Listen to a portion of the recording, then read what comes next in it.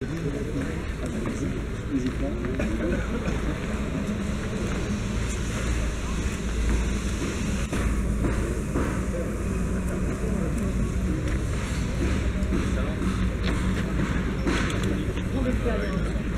expérience.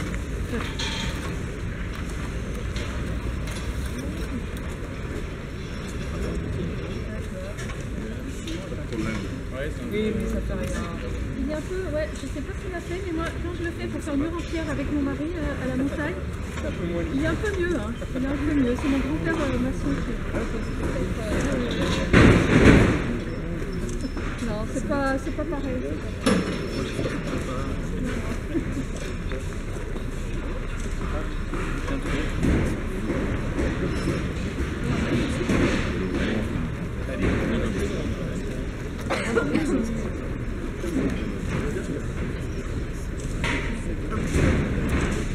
Comme vous pouvez voir, les rôles sont bien partagés, les femmes posent le ciment et les hommes mettent le tout va bien. Oh là là.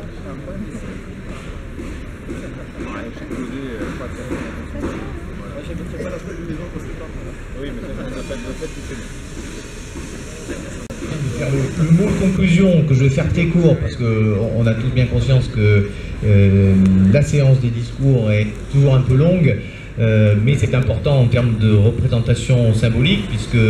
si nous sommes là nombreux, si vous êtes là, c'est que vous, acteurs de la construction, architectes, géomètres, acteurs de tous les corps de métier, également financeurs, et puis les salariés du maître d'ouvrage et également de la métro et de la ville de Grenoble, c'est bien que c'est un moment important, une première pierre. Et ici, finalement, il y a la continuité d'un projet qui a été lancé il y a déjà, c'est la fin du mandat encore précédent, donc ça fait finalement une troisième équipe municipale qui suit dans un état d'esprit, même si on modifie quelque chose évidemment pour que ça convienne à chacune des équipes, mais il y a un état d'esprit qui suit sur l'aménagement de cette presqu'île, avec à la fois une vocation scientifique évidente, ancienne et réaffirmée, et une vocation de diversification sur du logement familial dont du logement social, du logement étudiant et également du tertiaire. Donc nous travaillons dans cet état d'esprit avec, comme le disait Vincent Fristeau, une exigence de cohérence en termes de transition énergétique, cohérence trouvée à la fois avec la qualité du bâti, mais également avec le travail autour de la nappe phréatique. Et ça, c'est un changement que nous avons amené pour que ce soit plus cohérent dans l'ensemble et que ce soit efficace à la fois d'un point de vue environnemental et également un point de vue des charges. Dans cette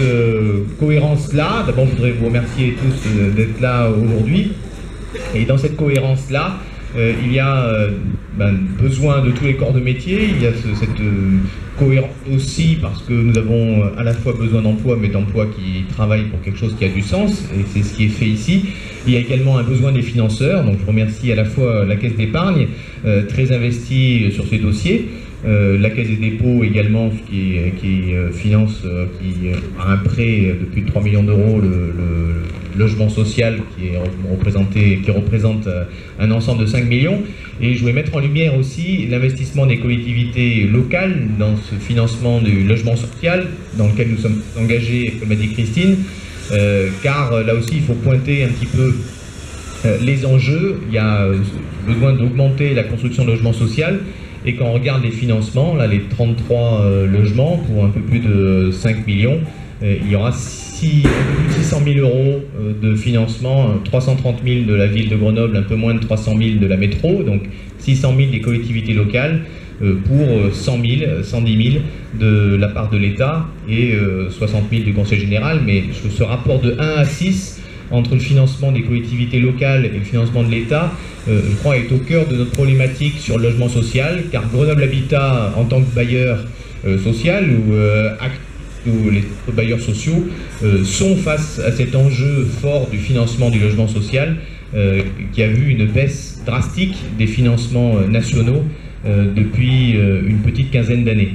Et c'est ça finalement l'enjeu, comment trouver des équilibres financiers qui permettent de sortir du logement social. Donc on se réjouit de cela sur cette opération, on se réjouit de cette diversité d'usage, hein, le tertiaire qui va arriver aussi pas mal en bout de presqu'île avec également du commerce, du logement étudiant, du logement familial, et puis dans cette continuité, hein, je le disais par rapport à l'état d'esprit en tout cas de cette presqu'île, il y a eu pour notre équipe une volonté farouche de travailler à faire tomber tous les obstacles pour que les bâtiments qui étaient les plus près émergent en temps et en heure et puissent être, j'espère, ouverts. Maintenant c'est l'enjeu pour la rentrée 2016, donc nous avons un peu moins de 18 mois devant nous pour boucler ces opérations qui sont sorties, et puis également évidemment la question du logement qui est moins calé dans le temps et qui n'a pas cette contrainte du calendrier de septembre. Donc encore une fois, un grand merci à vous d'être là pour ce temps important, symbolique importante aussi, parce que c'est effectivement une des premières opérations sur la presqu'île dans ce cadre-là. Et puis donc une continuité, je pense que les opérations là on continue de sortir à la fois sur le tertiaire, tout ça émerge assez vite et nous y travaillons d'arrache-pied. Merci à tous.